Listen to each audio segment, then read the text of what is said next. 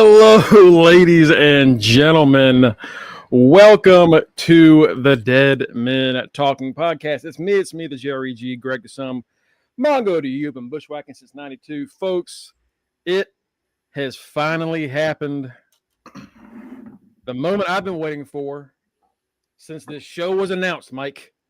The moment I've been waiting for since I even heard rumors they were doing a show about this.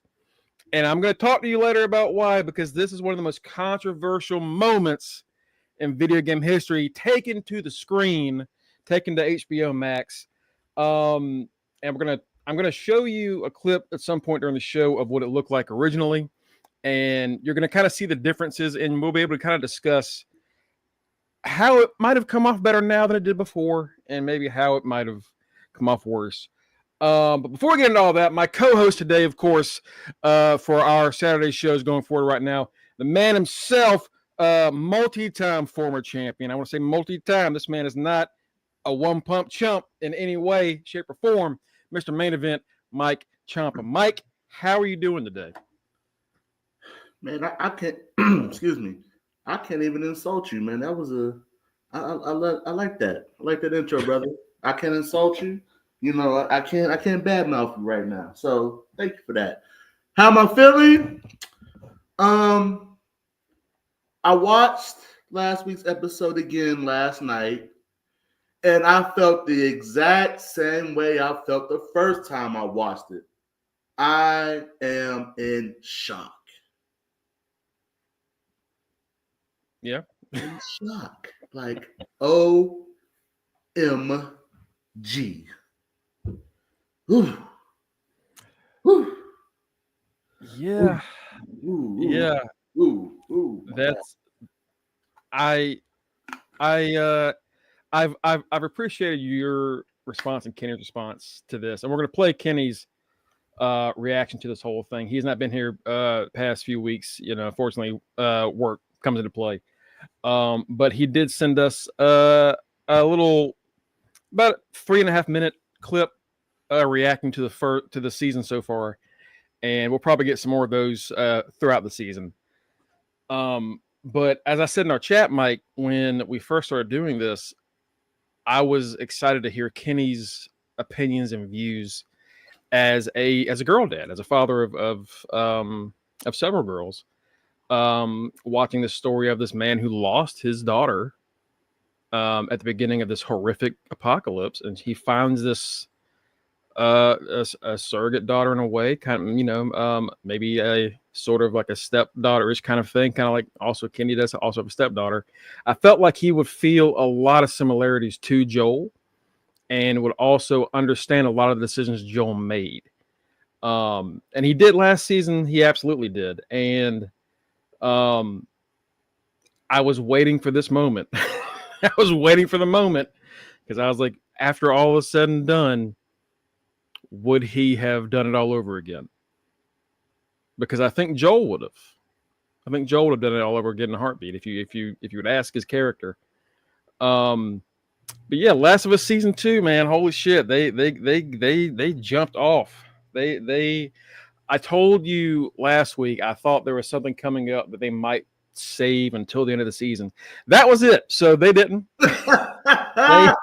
They did not, sir. They just rolled right along. Yeah.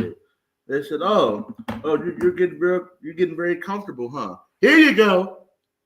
We're gonna make you very uncomfortable very early in this season. Thanks a lot, HBO." Yeah. It's what's going on, chat? Cookies, Batty, how you doing? What up, Cookies? What up, Batty? Cookies been calling me an asshole all week. So that's it. Batty said I just watched it. Oh my god. Well, perfect timing. So first off, coming off of last week's episode, I had asked you what you thought was going to happen, what we were going to see, and some of your predictions came true already. You said that there was going to be some death, and you said you expected the infected to be a lot more important at some point. Damn, were they ever in this episode? Man. Oh, yeah. Like, because we seen like the first variation season 1. You know, infected, they reacted more off of sound, and they had the ability to come at you in a straight line. And as we saw episode 1 of this season, we saw that they evolved. They got a lot more intelligent, a lot more strategic in how they attack, and even in their features. A lot of them kept more human-like features. So we can, as we said last week, something clicking up here. They're not just impulse. They're not just these impulsive monsters. They got something going on up here. And Lord have mercy. What we saw in episode 2, we saw there's already an apocalypse, but oh my God, we saw a goddamn ambush of epic proportion. Honestly, two different kinds of ambushes. Yeah. So the show starts off. This episode starts off. Ellie is waking up drunk, hungover, and after the previous night's intensities, she's met at her door by Jesse, which is awkward for her because Jesse is Dina's ex, and she just got caught making out with her on the damn dance floor, leading to Joel pushing this old man on his ass for calling them dykes, as rightfully so. Yeah, rightfully so, as he should. Yeah. Jesse says, "Did something happen last night? Did so about me kissing Dina?" And he goes, "You kissed Dina? What do you mean? We just..." And he said, I'm fucking with you. I don't care. I already know about it." Mm-hmm. And then she closes. She's, "Oh, you're such an asshole." She goes to close the door, and he goes, "It was kind of fucked up, though." What was the underrated thing about that scene that had me cracking up? You can go to this big ass party, this big ass gathering the night before, get fucked up, get hammered. And you gotta wake up the next morning to go on patrol. It's like, goddamn, it don't stop. Some things never change, do they, Mike? It was like, great night the night before. Got to wake your ass up and go to work first thing in the morning. Damn. Hungover or not. I'll say they go ahead and get a pretty big change here from the game. Originally, it's Tommy and Joel that go out together, not Joel and Dina. What we're about to talk about with the town getting ambushed by this infected horde does not happen. This is a show creation. Wow. Which is a great decision because you want to really hammer down the importance and the danger of this cordyceps fungus and how just out of nowhere you can be overrun in a nanosecond. And it really also highlights how dangerous the winter is because of how these things are triggered and just how, the first season they talk about how if you step on a patch of this fungus, every infected that's connected to it within so many miles knows where you are exactly. You wouldn't know if that would have been the case on top of snow. Apparently it is. Apparently it can reach up through snow or something. And damn, does it get bad quick. But Ellie and Jesse go to the mess hall real quick because they're having a meeting. They're preparing to do some drills for whenever the day may come where they have to either fight off some kind of horde or some kind of invaders, what have you. Tommy's up there giving a speech telling them what to do, and he asks this little girl what they need to do when the bell rings. And she says, "Run to the forest," and they all start laughing, and he goes, "Run to the forest? Nah, that's kind of a dumb idea. No, that's kind of stupid." And he says something about gun safety. He's like, "Hey, you all remember how important gun safety is?" And they go, "Earl?" Like, "Yeah, nobody like Earl. Apparently Earl shot himself in the leg last night." Like, oh, a lot of you are idiots. Earl was drunk off his ass.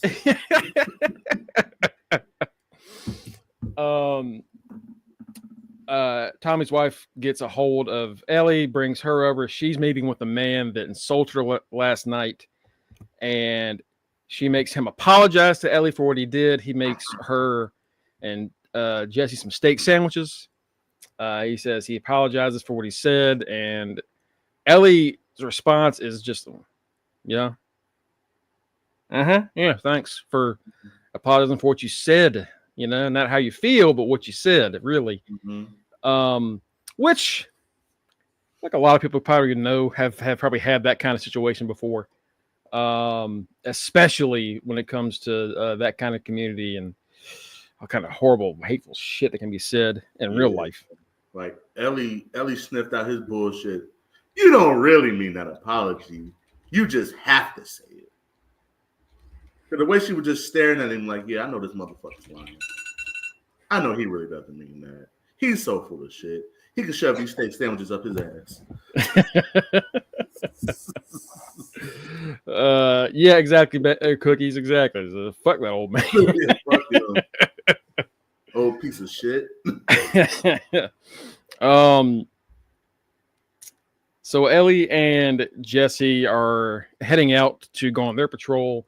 Ellie was originally going to go with Joel, but Joel wanted to let Ellie sleep in, so he and Dina left. Which we will see. I don't know what would have happened had Joel been with Ellie instead of her, because I feel like she gives the game away faster than Ellie would have, but maybe not. Maybe not. We see Abby and her crew. They're at their cabin that overlooks the town, and they realize, oh shit, this is like an actual city. This is like they have electricity, they have running water, they have like the entire community is gated. It's not gonna be as easy as we think it's gonna be. Honestly, Mike, they could have just walked to the gate and just asked to be let in and as refugees, because like we saw in the first episode, they have a habit of just letting anybody in, even though Joel disagrees with that. Yeah. But they're waiting for the possibility of a patrol coming out that they will then tie up and ask questions. And Abby goes, we won't hurt them. We won't kill them. And then one of her guys goes, okay, but what happens when we get what we need out of them? Like, we can't just let them go. So I was, fuck. That's a good point. So they decide to wait on working on a plan. As they're working on a plan, Abby's walking outside by herself in the mountains, showing that she has no idea what to do when it comes to this area. This is not a place that she's used to. She takes a steep fall. If you've ever been anywhere slightly covered in snow, you know how quickly you can fall and bust your ass. When it's that compact too and that hammered down, it is just like a slippery ice patch. Yep. Abby takes this big ass fall down a mountainside, screaming the whole way down. Which also, hey, probably not a good idea. No. Not only just the infected, avalanche problems. There's a lot of issues with just how that went down. Yeah. But again, Abby is not used to it. Abby stumbles around and realizes she is in the middle of a frozen collection of infected, of clickers and others. And by the time she realizes what's happening, it is too late. The action starts off pretty fast on this one. What did you think of this whole next upcoming part where Abby's running away? She's trying to get through a fence and trying to crawl through this collapsing fence as it's just thousands of creatures are bearing down on her. And it's very claustrophobic. It is very terrifying. What was your reaction when you first saw Abby being chased by a horde all on her lonesome in the middle of nowhere? My initial thought was, well, this goose is about cooked. Because there's no absolutely fucking way that this one human being is going to outrun thousands of these damn zombies. And like you said, as that gate was collapsing on her, I felt claustrophobic just watching. I'm just like, wow, like, how in the hell is she gonna escape this? And it just keep getting tighter and tighter and tighter. And then there's a point where one of them actually breaks through. So I'm like, oh shit. How the hell is she gonna escape this? And then as the clicker gets on top of her, starts to attack her, Christmas comes early for Abby. Because as soon as she's about to get bitten, pow! The fucking thing gets shot, gets brains blown off. By no other than who? Good old Joe. And when I saw his face, I said, oh shit. It's about to go down. Joe, you're a goner. You just saved your worst nightmare. Up to this point, I was wondering, like, they can't do it this early. They have to save this until the end of the season. And then when I saw that gate fall on top of her, that fence fall on top of her, I was like, oh fuck, we're doing this today. Because in the game, all of this happens in the first 2 hours. The introduction to Ellie and Joel's issues in the start of the game, the introduction of a new clicker, the Abby, or this at the point is, I think it's Ellie or Abby kind of going through this the fence and getting caught and then being saved, and they kind of rush into the protection of Abby's crew. Here, Joel saves Abby. Can you run? Let's go. Let's get out of here. They bolt a door as the other infected are coming, and then we hear Dana scream, "Joel! Joel!" And then silence. It's like a bomb has gone off, and Abby is just reacting to her emotions over anything else. It's just all muted. She has found the man she is looking for. They're trying to figure out what to do. Dina says, shit, if we go outside, we're going to freeze to death. If we stay here, we get eaten. What do we do?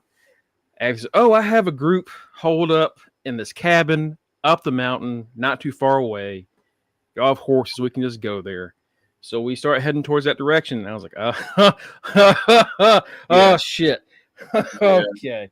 Like, Joe, right. You're being led to your death, my friend. Little do you know.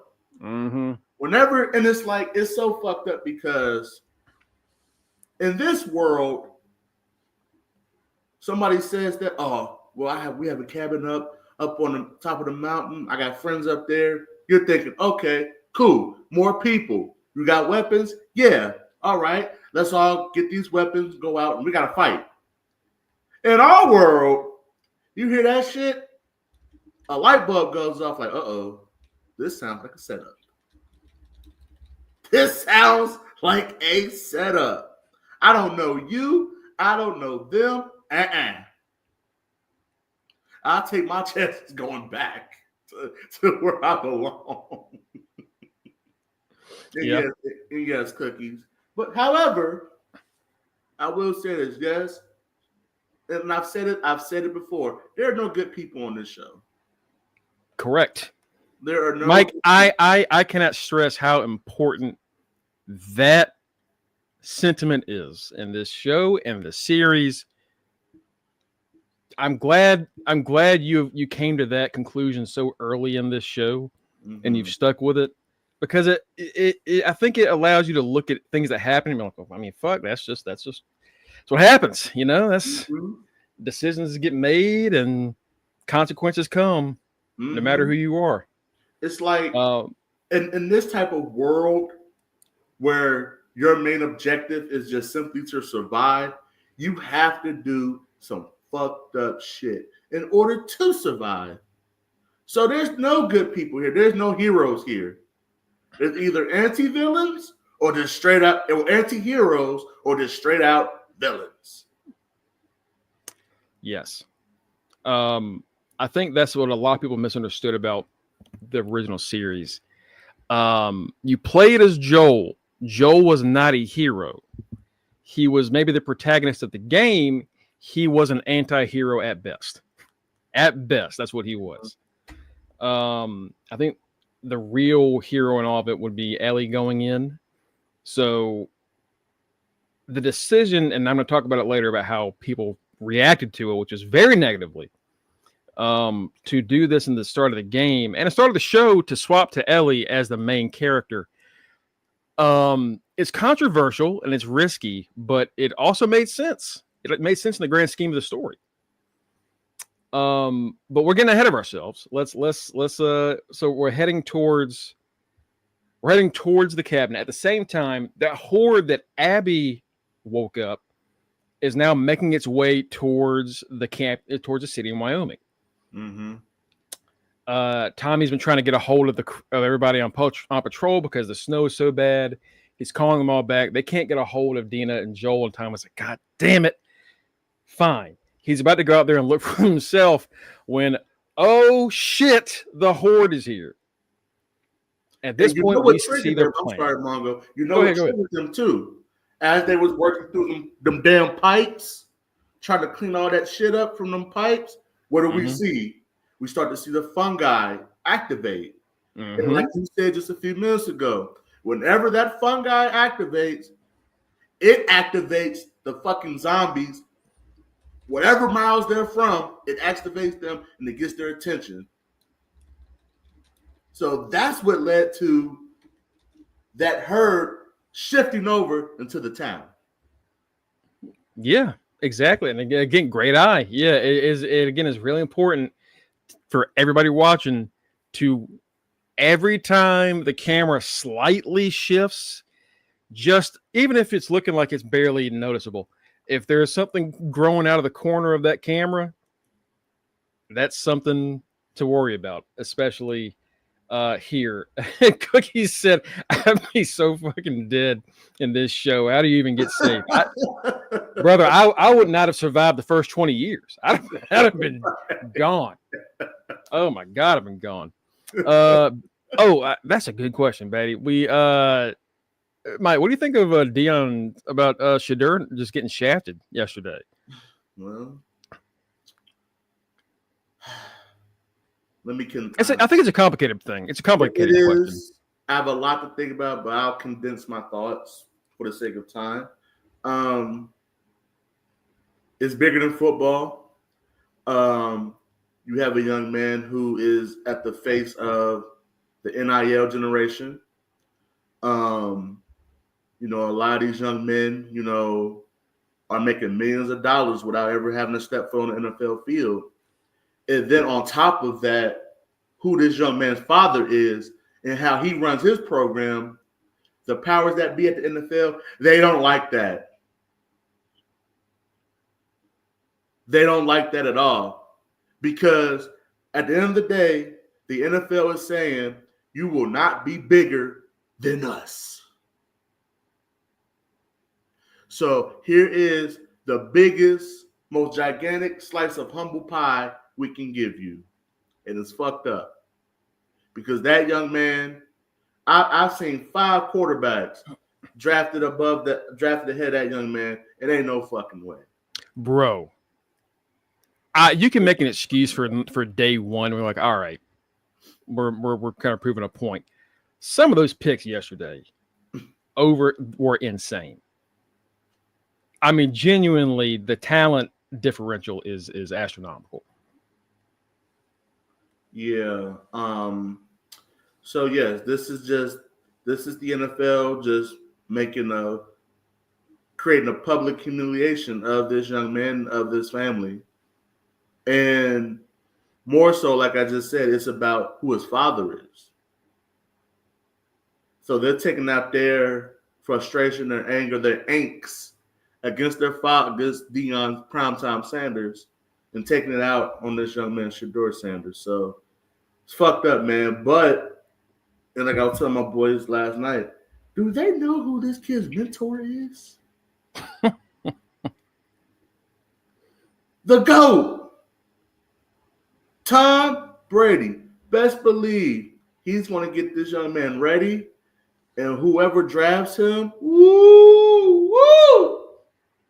Boy, you want to talk about a chip on the shoulder? He's going to have the goddamn whole construction site on his shoulder. Brother, he's gonna have that kid's gonna have a lot of points to prove, and he's gonna try to make them ASAP. I'm hoping whoever drafts him, the Falcons aren't playing him. Because I don't want to be made an example of whenever the time comes. He'll get there, Betty, for sure. His talent is too great to just toss aside. And we can talk about this. I'm sure we'll talk about it next week. Mm-hmm. Probably during one of our live shows. Because we'll see what happens today. And if he goes undrafted, Mike, I think at that point that's too fucking far. That's way too far. Yeah. But let's get back into this. So let's continue.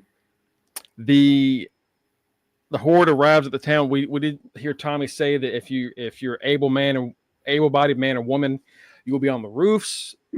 Children and older citizens, you'll be in the basements. That's what happened. They had their guns lined up. They were kicking barrels down these chutes that were full of gasoline.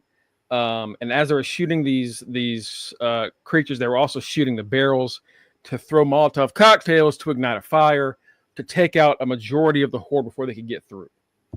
But as we saw with that gate earlier, even though it was just a regular fence, at a certain point when you have this many, I mean, it's 150 to 200 pounds at least per infected hammering against that wall, they're gonna break in. Yep. And they do. And my God, what a ton of action this was. I think this episode was great because we got this high intensity action set piece. A lot of terrifying moments where people that we care about, these characters that we care about, are in a lot of danger. And then on the opposite side, high intensity, very quiet, nervous tension with Joel's group. We were on the edge pretty much the entire episode. Yeah, like this. To me, this episode, excuse me, it paid homage to Game of Thrones, because you look at the scene where Abby falls off that big ass cliff into the pile of dead infected. So she thought was dead infected. And you think about the early seasons of Game of Thrones, and you just see that whole just pile of just deceased. And she's right in between that. And then you fast forward to the infected breaking in to the town, breaking through that gate. And it reminded me of the Night Watch when they first encountered the White Walkers. And we were like, oh shit, we're getting this high intense action early in this series. That's exactly how I felt watching this episode. Like, wow, we getting to it early. Because this is their first encounter. This is the citizens of Jackson. This is their first encounter in this space with these creatures. Like, as we saw in episode 1, Ellie and Tommy, they're just picking them off. Every now and then you'll see one. Pow, shoot them in the head. Oh, look, there's one right there. Pow, shoot them in the head. But this is the first time where we've seen a mass collection of them being fought at such a high intensity. Like, this is like the first war that we see between this city and this group of infected. So the first time we saw a size of this, a collection of this size, was in the first season when they were escaping with the guy and his younger brother. And they kind of broke through. But it was not in the way that they could defend themselves like this. Yeah, like this was not like, yeah, like this was like a war in a sense. That was just an attack. This was an actual war. So, yeah, it gave, like, this episode gave me all of Game of Thrones vibes. All the Game of Thrones vibes. And that's a huge compliment to what they were able to do. And again, like I said earlier, this was entirely show created. This was not a part of the game. This was Tommy and Joel were together away, so Tommy would not have been available for anything like this. This was entirely by the creators of the show this time around, and I'm sure Neil Druckmann had some important input to say. But we've talked before about shows like Game of Thrones and like Interview with the Vampire and other things, when they're trying to add things or take a twist on what is already known about the story in an effort to keep fans of the series guessing and keep those interested who may not have really been into whatever the book series, game series, whatever. TV and movies are different. You need a bit more action. You can't have as much dead talking time, or it's just hours and hours and hours of nothing. So when you do it right, like this, it's commendable. It's applaudable for sure. Yeah. They break through. Tommy heads down, grabs some flamethrowers. Some of his other guys are there.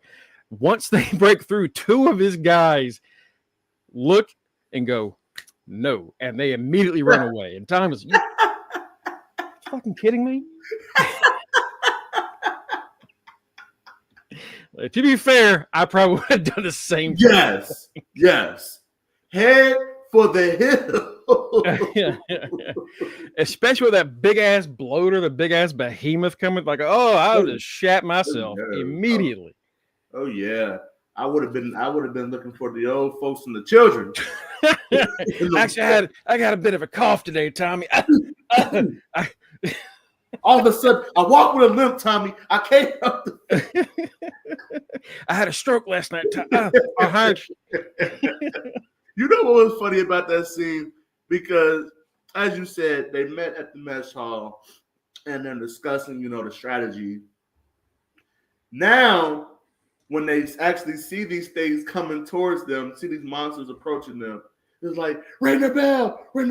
And Tommy's like, oh, shit, we're actually doing this? Oh, okay. Really? All right, bet. Like the look of this fear in this face, like, hold on, whoa. I know we strategize, but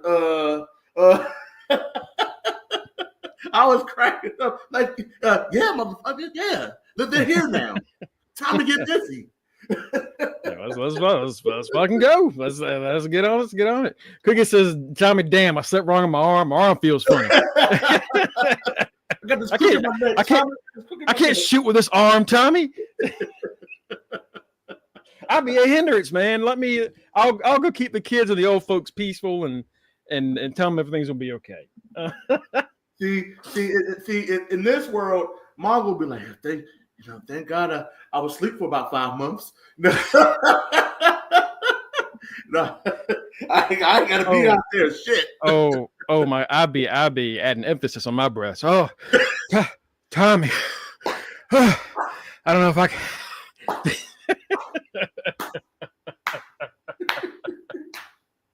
The way everybody thinks I should be speaking is how I'll be speaking all the time. Oh shit, Tommy's here. What's good, Tommy? How you doing, man? Like I'm not taking a risk. In Harlem Nights, where they lock that motherfucker in the safe, he's like, you better take very short breaths. He was just into the. That'd be Mongo walking up to Tommy like, Tommy, I can't, brother. How many tanks we really got left, Tommy? I don't know if I can risk it. You're using my tanks to shoot fire. That's not fair, Tommy. This is bullshit.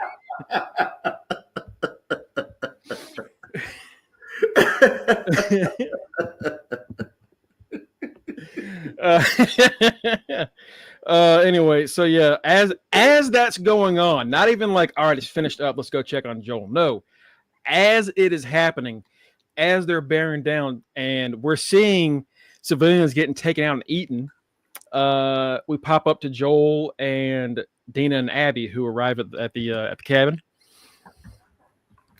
They go inside and they meet with Abby's crew, and Joel's like, all right, cool, well, y'all can come with us and resupply, and if y'all are hard workers, maybe we can find a place for you in Jackson. And he introduces himself to everybody. He says, I'm Joel. And then you can hear a pin drop. You could hear a rat piss on cotton. Yeah. With how quiet it gets. And immediately Joel's like, y'all look like y'all got something on y'all's mind. Abby goes, yep, boom, shoots his knee out. And yeah, shit's going down, Mike. Shit is going down. Yeah.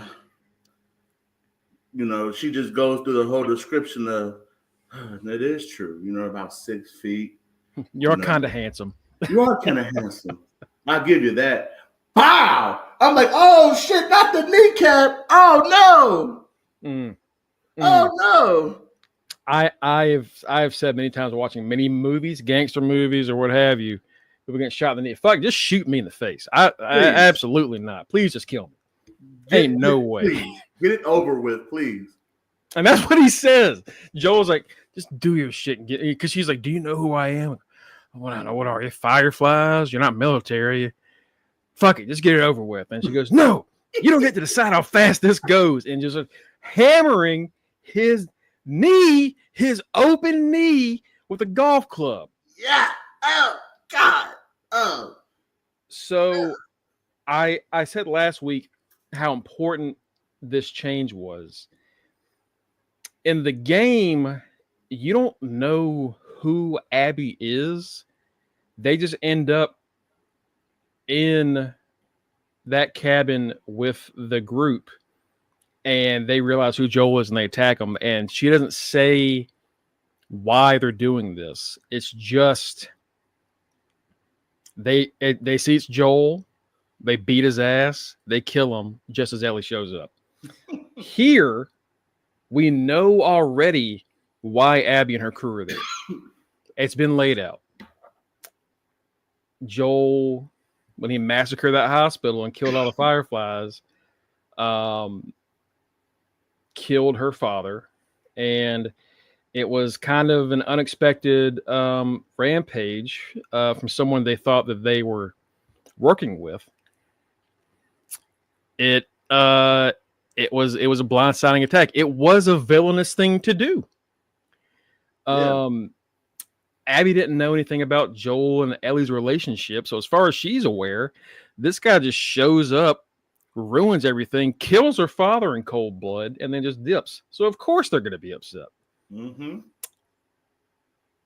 I think that's one of the most important parts about the changes that they made, is that you know right away what Abby's grief is with Joel. Because in the game, you don't know jack shit. Abby kills Joel, and you're like, what the fuck just I thought I was playing Joel this game. And then it makes you play as Abby for the next 5 hours, and you don't get an explanation. He's like, all right, now here's a chance for you to try to understand who this person is. No, fuck that person. I don't want to play this person. Are you kidding? No, I don't want to be a part of this. Right. They did a better job here of like, this is not only telling us why she did this, she tells Joel why she's doing this. Yeah. But because Joel doesn't explain why he did what he did. Yeah. And you know what? Thank you, HBO, because I would have been highly confused had they gone the route of the video game. Because as I stated before, I have yet to play the video game. Will I play it after this series? You're goddamn right I am. But I'm gonna play a muted video just of the same moment we're talking about from the game. But I'm not gonna play any sound. I'm just gonna have it playing while we're talking about it. So you keep going. Yeah, so I would have been, and like Cookie stated last week, we've never played this game. So as those of us who are still new to this series, we would have been highly confused. Like, wait a minute, who are these people, and why are they killing Joe? And that's the smartest thing they could have done. What? Oh God! Mm-hmm. Whoops, shot his yeah, see, there's Tommy instead of Dina.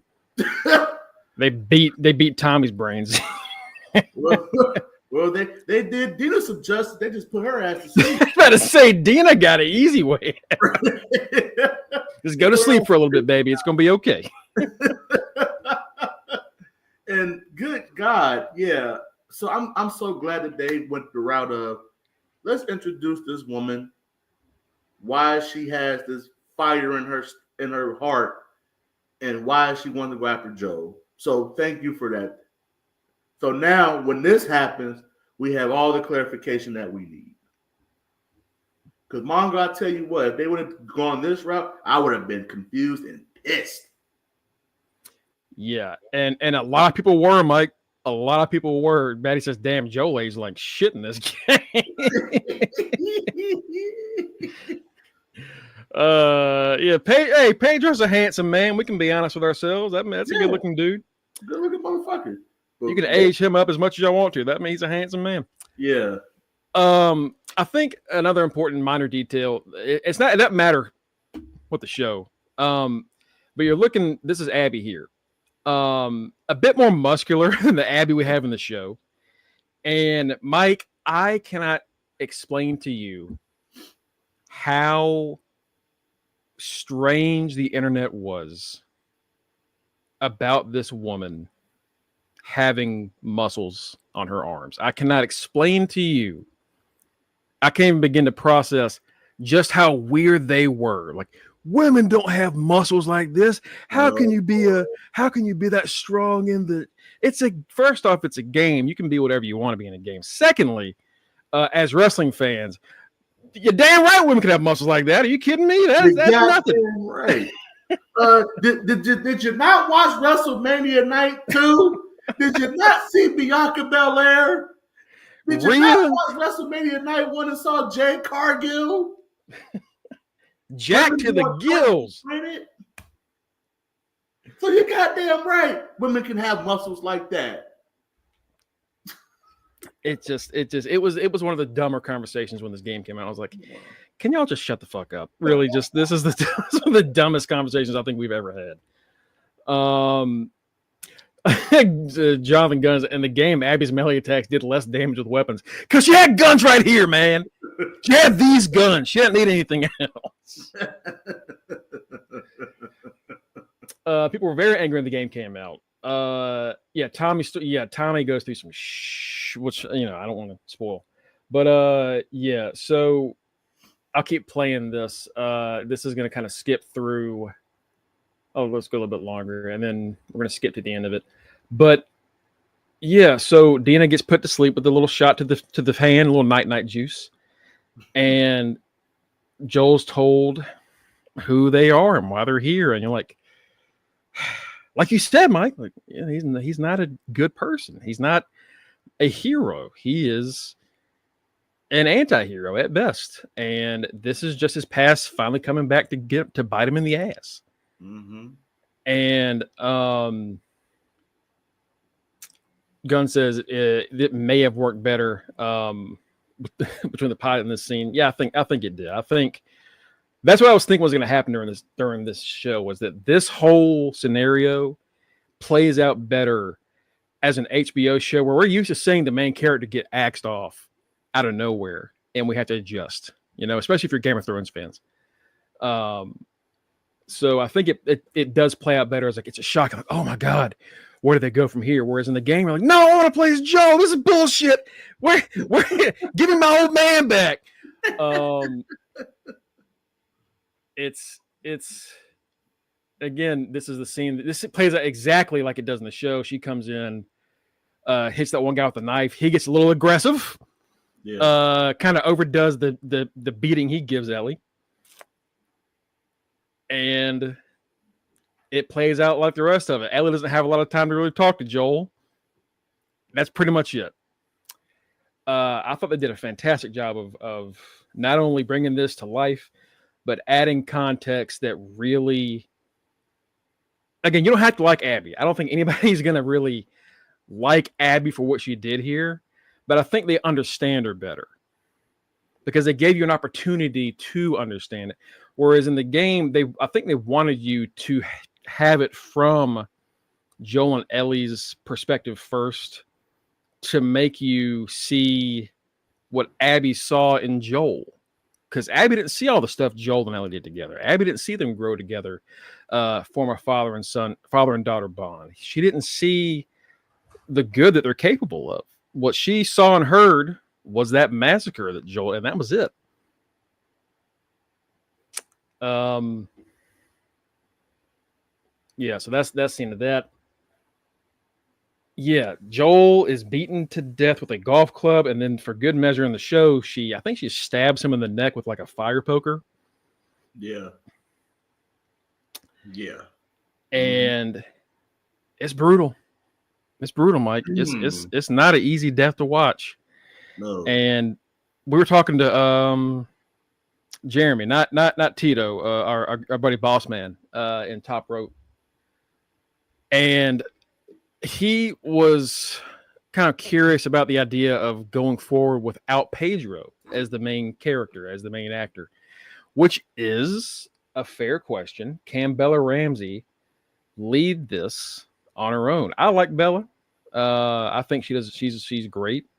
I think she's ready for the challenge for sure. We'll see how the rest of the season goes. It really relies on how important Tommy and Dina are, Jesse, and then what we see from Abby's side. Because again, in the game, you get to learn about Abby's group more, and all of the people that she knows as they begin their clash with Ellie. You might be getting attached to some other characters that are going to meet some untimely fates this season. That you might think at first, I don't give a shit about this person. That might change. In fact, I think it will change.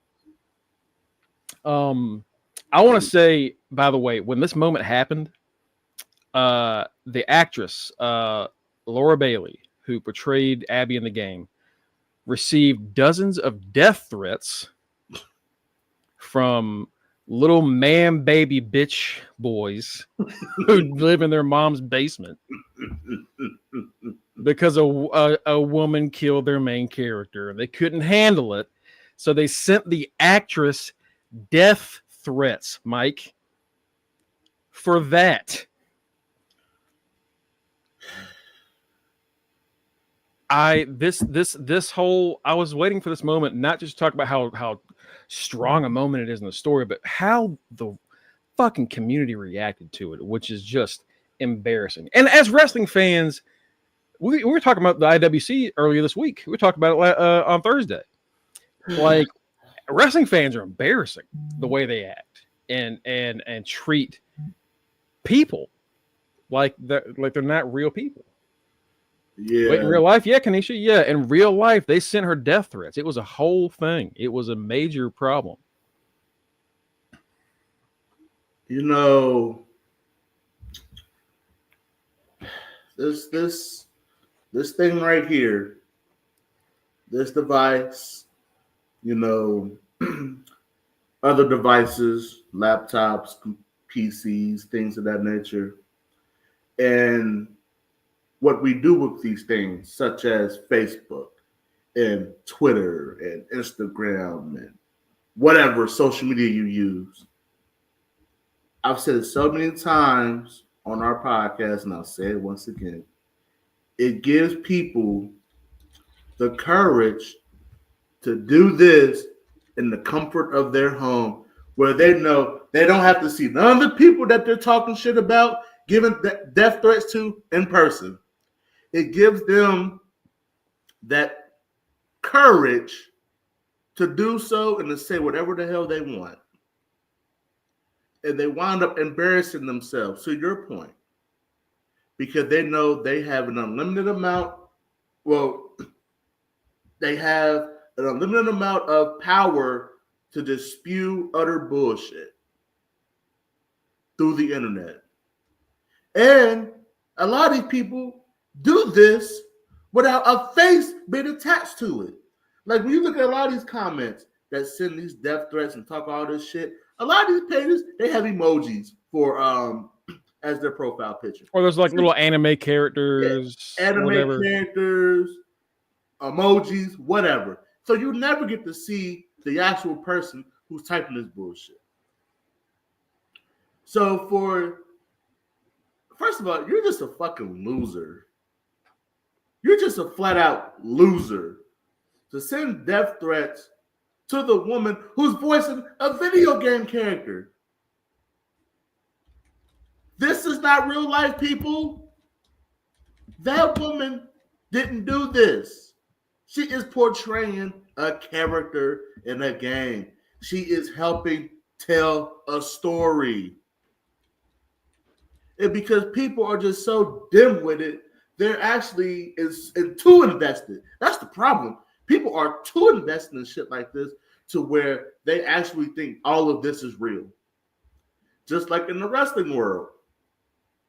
Yes, there are real people performing, but they are telling a fictional story. Like, people are just like, humans, we suck. We suck. And we aren't bright. No. Like, something is really wrong with the human species. Like, really. To the point where you got people harassing innocent people for simply doing their job. Simply doing their job. Yeah. And like, you know that is like for voicing the character? Like, yeah, that's it. The character. And you know what it is also, Mongo? It's also jealousy. Because this woman did such an amazing job at her job, and you probably suck ass at your job, if you even have one. Because a lot of these fucking losers don't even have a job to begin with. That just shows how much of a piece of shit you are. That you're that jealous and that hateful of someone else doing an outstanding job at what they do. Maybe you should get your life together. Maybe you should get your life together and stop being a fucking loser on the internet, giving death threats and harassing people who are absolutely innocent. Because you know what that does? That ruins it for the actual smart people like us, who understand that this is art, who understand that this is art. This, like, shows like this get away from us and from our real life issues and from what we have to deal with, that we can appreciate this. You taint the very beauty of this artwork with your stupidity, with your jealousy, with your flat out hate, with your flat out ignorance. And I didn't mean to go on a full blown rant, Mongo, but man, it's ridiculous. No. That rant is what I want. Yeah, absolutely. Because I feel the same way. I feel the same way, Mike. It's ridiculous. Like, as great and as like, the internet is the most innovative thing I believe we've ever experienced on this planet. But it's also, it connected the world together on a stage we never had before. Yes, like, without the internet, the two of us wouldn't be talking right now. The two of us would not have been able to develop a friendship and a brotherhood together. Genuinely, you, me, Kenny, Matt, Tito, Boss, but like a lot of us, we've become genuinely, y'all, some of the closest friends I have, and then we've never met in person. It's a beautiful thing. It's a beautiful thing. Like, Mongo and I have become brothers over damn near a decade now because of the internet. We have become brothers. Like, the internet is such a beautiful and glorious thing, but on the flip side, it is the most inhumane thing that's ever been created because of bullshit like this. People, you have, like, and I'll just say this and then we can continue. Get a fucking life. a fucking life. Really, just get a life. Get a life, man. Good God. We spent a whole week shitting on The Rock and calling him an asshole. I never once in my moment in my life questioned the idea of maybe I should send this guy a death threat. Maybe that'll get my point across. No, it's never been that serious ever. I'm not, again, like you said, Mike, losers. That's what they are. Yeah, brother, that's the thing. Like, the internet is a beautiful thing. It can bring communities together, it can bring people together, but it also brings the assholes together. Yeah. Is the actress okay? Yeah, she's okay. Laura Bailey, she does a lot of voice work. Ashley Johnson, who voiced Ellie, was even in an episode in the first season. She was the woman that gave birth to Ellie in one of those openings. So I expect to see Laura in this show at some point as like a minor character probably. But yeah, she's doing fine. She's doing great. We've seen, with this, we started originally as a wrestling podcast. We've seen wrestlers have all kind of horrible things sent to them. We saw Sonya Deville have someone try to break into her house. Like, people on the internet are just, I think losers is the perfect word for it. Real quick, while we're talking about this moment, though, I'm going to play Kenny's comments for y'all. Kenny, of course, he's at work right now, so he can't react to this with us. So instead, he sent us some videos. And again, Joel, as someone that lost his daughter and then kind of got the surrogate kind of step daughter in Ellie. Kenny, who was a father of girls and has a stepdaughter. I figured he would share a lot of similarities with Joel and kind of understand all of Joel's reasonings behind a lot of his more intense actions in season 1. So we're going to hear from him for a little bit. And as we do that, and as we kind of just take a moment to appreciate this, I am going to just eat me a little donut. So hope y'all enjoy.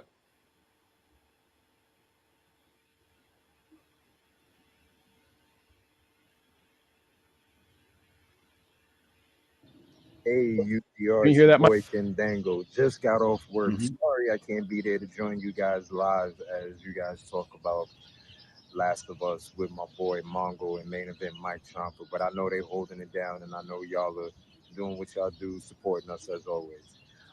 I was actually giving my review about the first 2 episodes of season 2. Emotional roller coaster. You know, being a girl that Last of Us definitely hit home because just the same way Joel thinks about Ellie with him and her against the world, that's the same way I feel about me and my girls.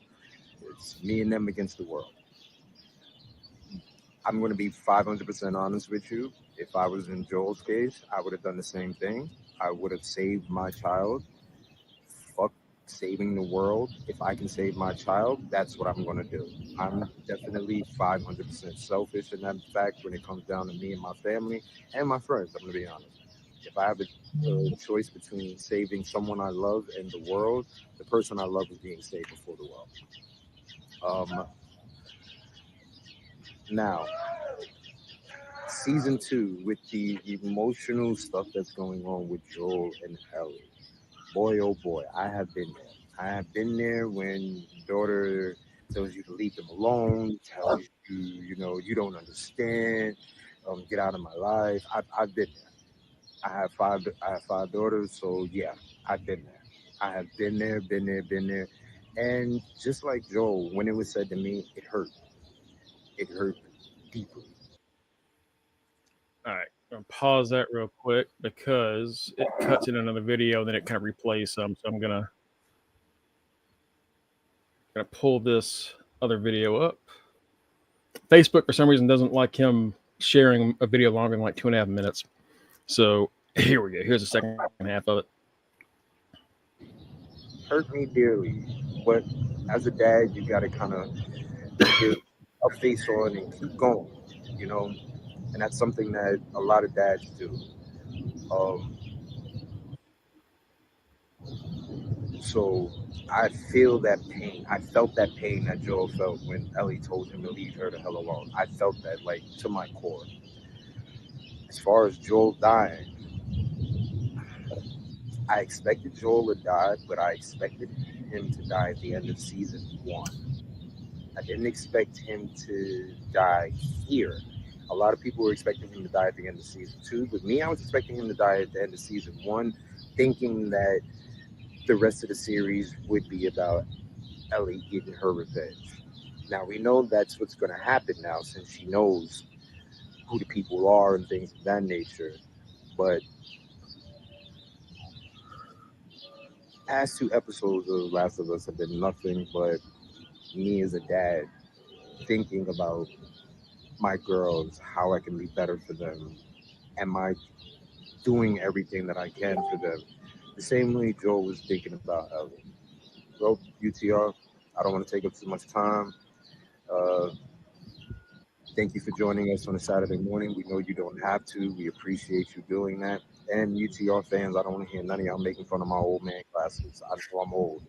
It is what it is. And don't forget UTR, as always, do the Dom.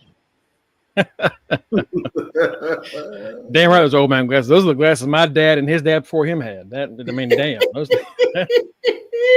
That dude can see from 2 miles away. That man can see what I'm doing right now. He's looking right at me. But thank you, Kenny. I don't know if you're watching this now at work or if you're going to be able to see the VOD later, but we appreciate it, brother. That's exactly what I wanted. Someone that feels like he could be in Joel's shoes. I honestly, the idea of Joel dying in the first season is interesting. I do wonder if they killed him off in the first game, would the backlash have been so bad?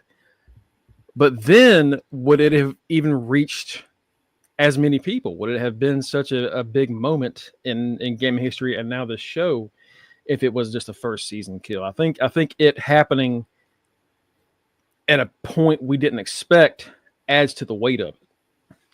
But I like the idea of that.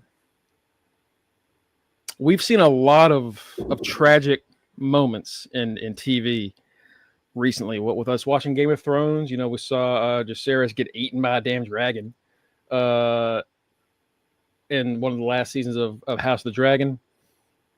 The Interview with the Vampire, we just saw one of the most depressing deaths. Again, kind of like not father daughter, but I guess more like a brotherly sister thing with that tragic death in the last season. With Joel, we saw the death of his daughter in the first episode, who you quickly became connected to, because first off, that actress did a fantastic job. Yeah. I can't remember her name, but she did as Sarah, she did an incredible job. To be able to get so many people to care about you, and you're really only around for 20 minutes. I mean, she wasn't there long. Yeah. That was only the first third of that episode. I think the casting has been great in this show. I think they've done really well with giving us heavy moments. Bill and Frank, and then the brother combo that we saw that Ellie made her first real friend and then taken away suddenly. A lot of depressing moments. And Mike, I am sorry to tell you this. There's more to come. There's a lot more to come. Yeah, I'm already emotionally scarred, so why not just pile it on more? Why not? Why not? Like, Joe's death reminded me so much of Ned Stark. Oh, so where yeah. It's like, okay, Ned Stark, like, okay, I'm liking this character. I'm liking this character. Out with his head. It's like, oh shit, no, already? Oh. Because you already know, I watched Game of Thrones literally like 2 months before the final season. So I was like binging. I had a legendary binge. So when he died, it was like, oh, so this is what we're doing. this is what we're doing in this show, huh? Okay. I'm going to test this guy, and it's literally off with his head. So, and I predicted in Joe's case, like maybe towards the end of season 2, he dies because he's an old fucking man at this point. He's in the 60s now. Oh yeah. Like, how far can his body take him? Nope. They said this old man is gone right here, right now, and we're going to shock you early in the season.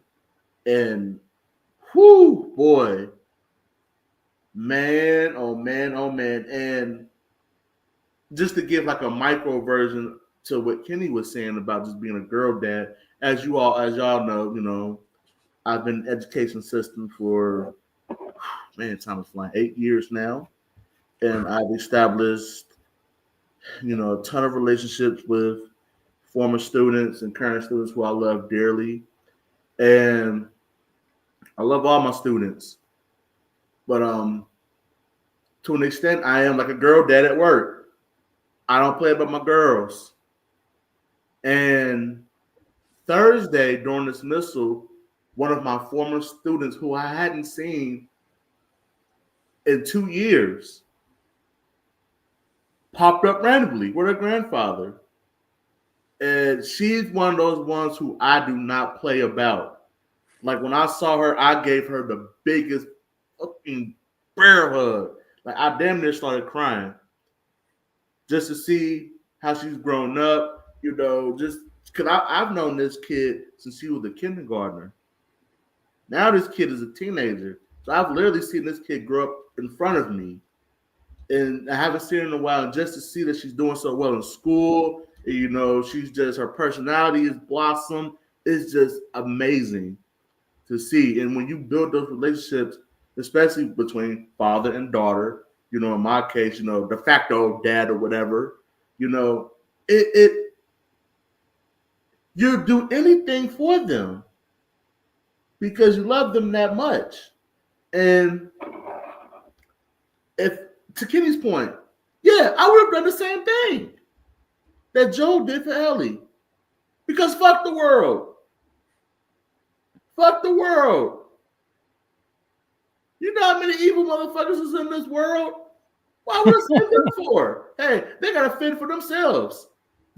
Now we gotta save the loser sending death threats. I don't want to do that shit. Fuck them. Let them losers get eaten by the infected. Fuck them.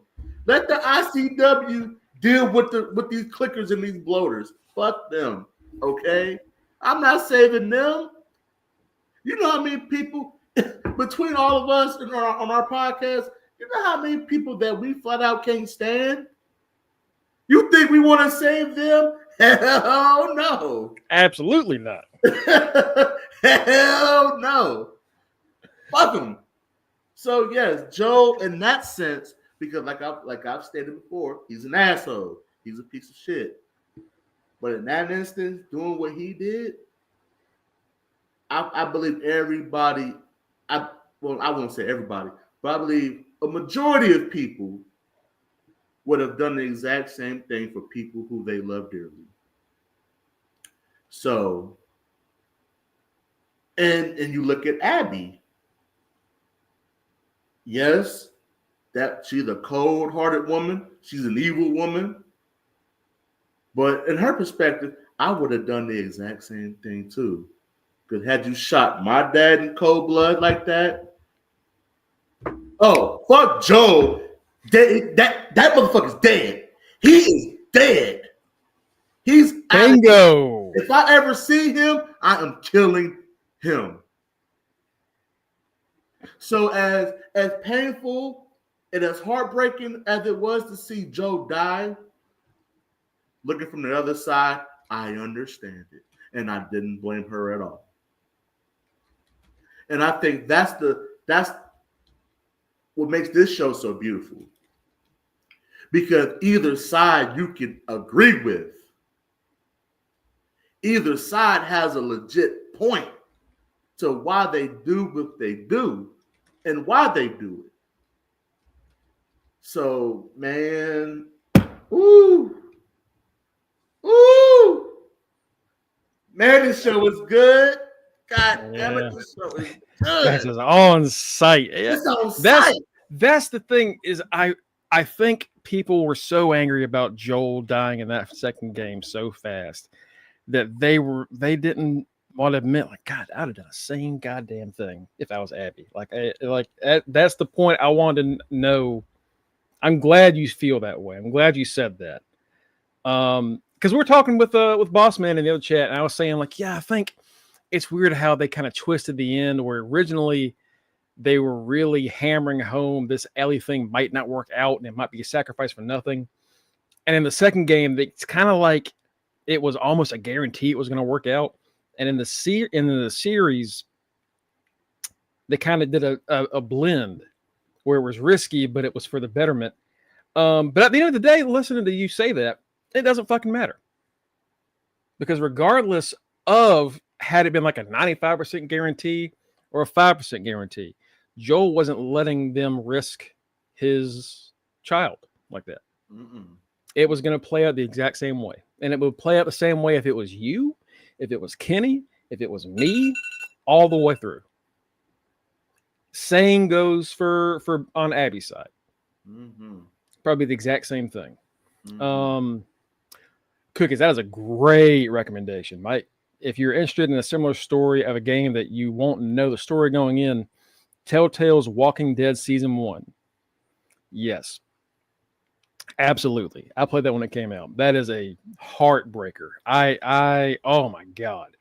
Very similar in the idea of like this man who's been through a lot of bullshit, takes care of this orphaned girl, becomes kind of like a surrogate father figure going through this apocalyptic. It's very similar in that regard. It'll break you. It'll break you for sure. That's a great recommendation, Cookies. Absolutely. That's pretty much the end of the episode. After that, we see Tommy almost get killed by a bloater, but he burns it to a crisp and it dies in front of his feet. So Tommy's safe for another day. We see as Ellie crawls over to Joel's dead body and just collapses. Jesse arrives on his horse. Tommy's walking out, and we're seeing them clear up the rest of the infected. Some people are getting eaten in the streets. And I'm like, God damn, they were prepared as they could be, and it still was this bad. Yeah. We see a scene. A camera kind of goes over the rooftops. We don't see their faces. We just see somebody's arm is bit, and they show it to somebody. And you don't. I love this because you didn't have to see their faces to get the emotion. This guy, you can see his arms shrug, pull out a gun, and that guy's arm lowers, and then bang. I was like, God damn, that is. Oh, that not even knowing who that was, it was like, God, fuck that. Yeah, that was rough. That sucked. Yeah. That sucked. Tommy, and I keep saying his wife because I forgot her name. I'm sorry, I didn't have my coffee this morning. Tommy meets his, yeah. Maria. Maria, thank you. I was like Marlene. No, Marlene was the Firefly. Maria, yeah. Maria meets Tommy. They embrace and hug, and Tommy breaks down. This is before Tommy knows about Joel. Tommy's breaking down crying because they survived, but look at what happened.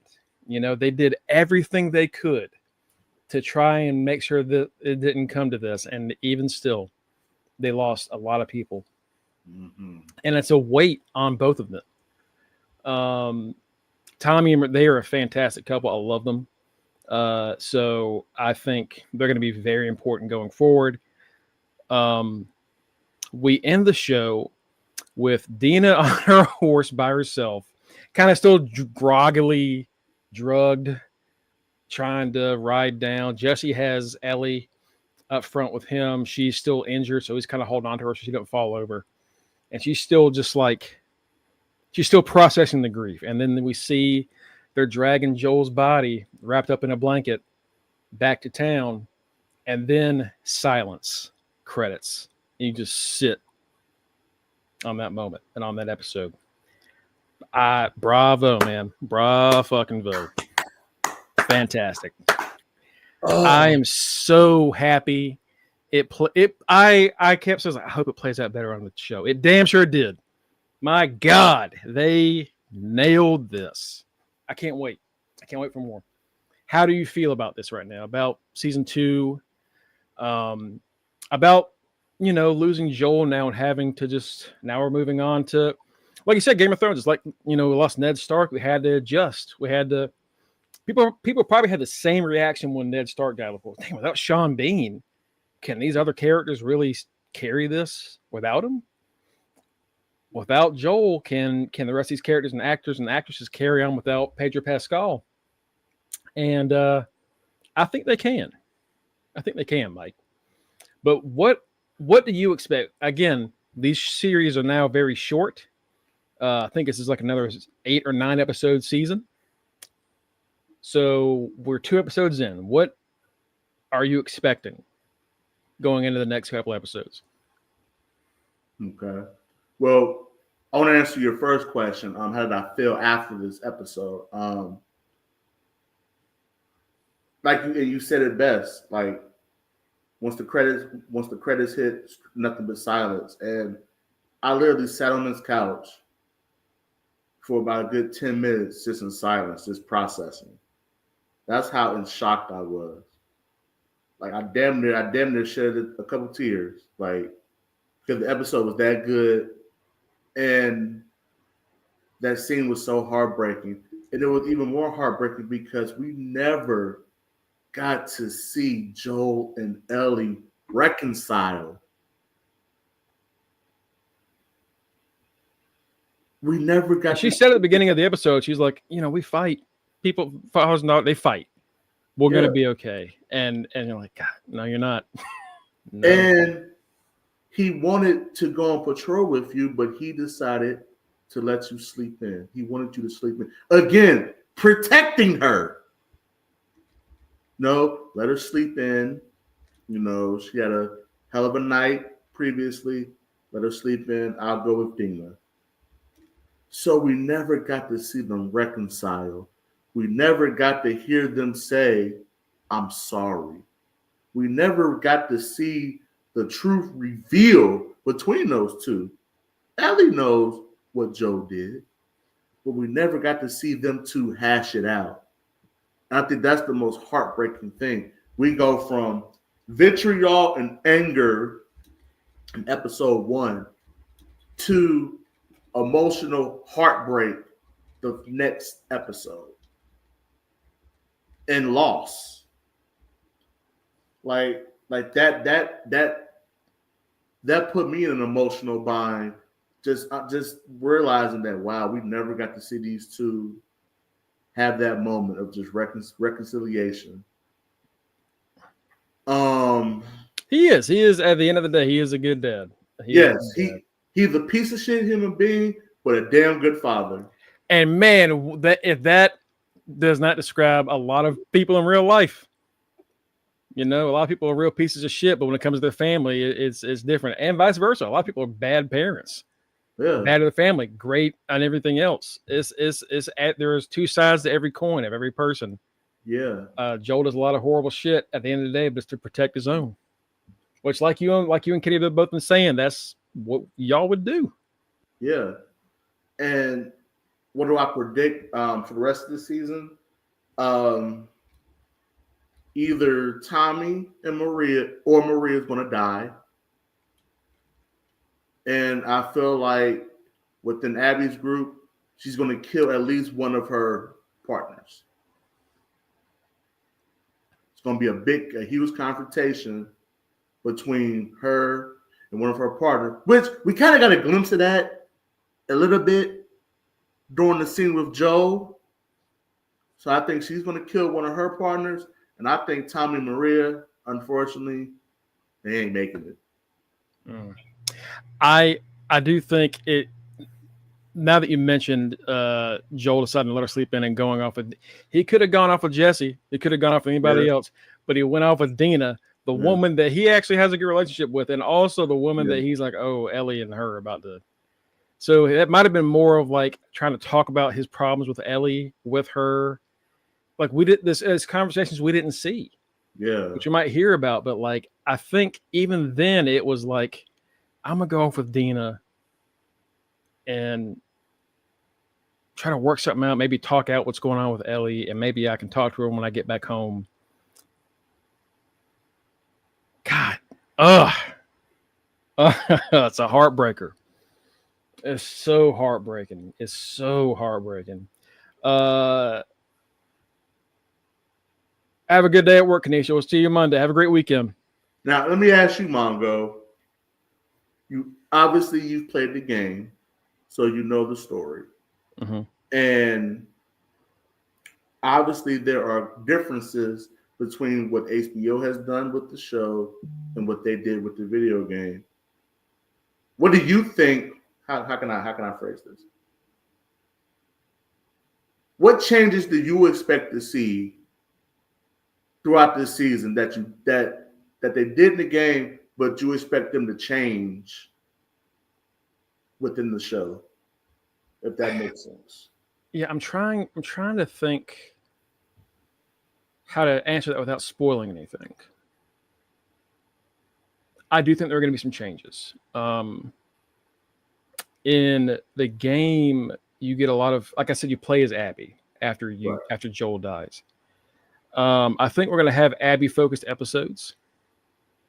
You have to, I think, at this point, with the way that they've been showing her, we've been kind of seeing her perspective. We're going to see things from her side. Again, I think it's great that they started off that way instead of just blindsiding you with it in the games. I think it plays off better on the show. I don't know. It's hard to say, like, what could they change? Bill and Frank is the craziest change to any source material that has worked that I've ever seen in my life. Because again, I told you last season, Bill and Frank were assholes that hated each other, that they lived with each other because they had no other choice. There was nobody else. Frank fucking kills himself after he gets bit. And he's like, what? And he leaves a note that basically says, hey, one thing that's actually good about this, I don't ever have to see your fucking face ever again, Bill. Turning that to one of the greatest one episode love stories I have ever seen in my life. Bro, like, that's what I am happy to just, like, you know how The Rock earlier this week was like, it's all fake, man. Just enjoy the ride. And I'm like, yeah, but the ride sucks. The ride sucks. This ride doesn't suck. I love this ride. Hands off. I'm not saying a damn thing. Whatever y'all do, I am here for it. No, they weren't gay in the game. They were just guys that were just, they would live together. They were it. It was it was just, I think Bill thought they were friends. But Frank was like, no, I fucking hate Bill. Bill drives me insane. The fact that they could make that such a drastic change, and usually when that happens in any source material to movie or TV show, it sucks. It's a sign of them not trusting the narrative and thinking, see, this is dumb, so let's just make it better. And then they fuck it up.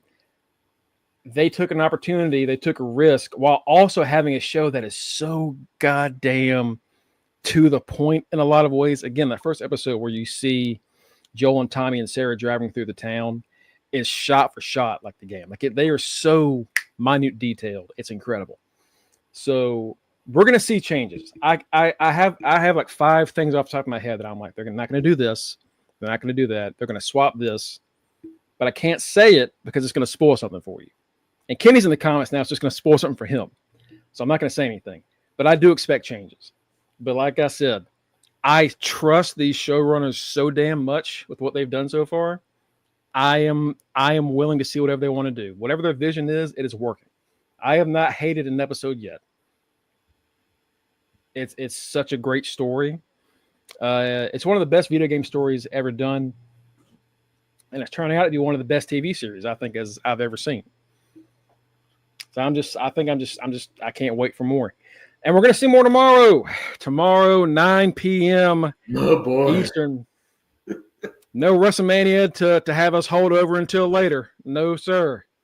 No, well, I mean, there's sacrifice. That's like there's rebellion, But I mean, I'll be honest, Rebellion might have to wait. Yeah. Rebellion might have to wait.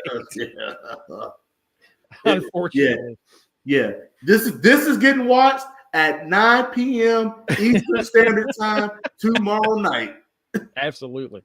We'll watch Rebellion before Monday, or before the show on Monday, I'm sure, or before Thursday. But no, this takes priority. This has to take priority. Good God. Kids, ain't nobody watching no damn Rebellion. Oh my God. Kenny, now that you're in the comments, we played your video, brother. We really appreciate it. Any last second comments you want to make before we wrap up? Let us know. But yeah, Mike, just a great fucking episode. I can't wait to talk more about this with you next week. Folks, thank you so much for joining us.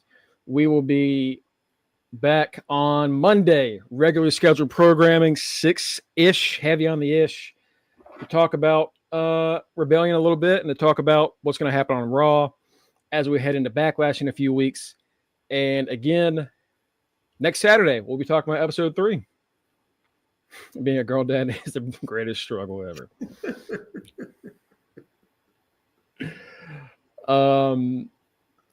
You can follow us at facebook.com/UnderTheRingPod and twitch.tv/UnderTheRingPod. Go there, give us a follow and a like. You're going to get notifications of when we go live Monday through Thursday, Monday through Wednesday, 6-ish. Sometimes we do live shows. I think we're going to do another Dynamite live watch this week probably. Y'all know more on Monday when we know, when we make a decision. Thursdays, 9-ish, and then Saturdays, 10-ish. To get our personal stuff, our other links, you can go to Linktree/UnderTheRingPod and fingertip.com/UnderTheRingPod. Over there, you will see all of us. I am, of course, your Reggie Simpson Memorial Predictions Champion for about 30-ish more hours, and then I'm losing that shit. At Greg Bush SK on Twitter, and just at Greg Bush on Blue Sky. We've got the father himself, Kenny, at Rock Ribs 44.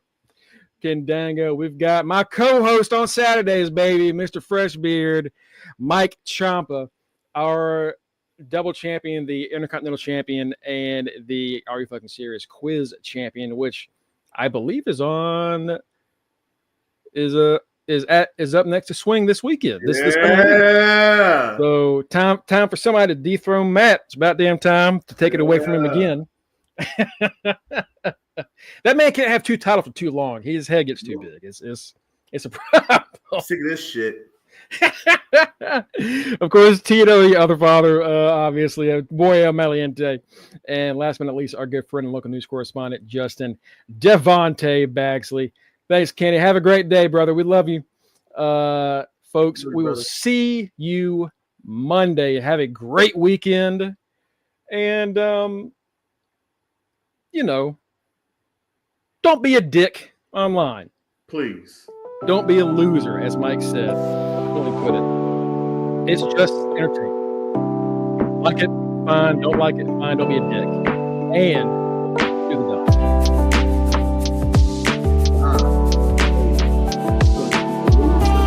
Hey, don't please me.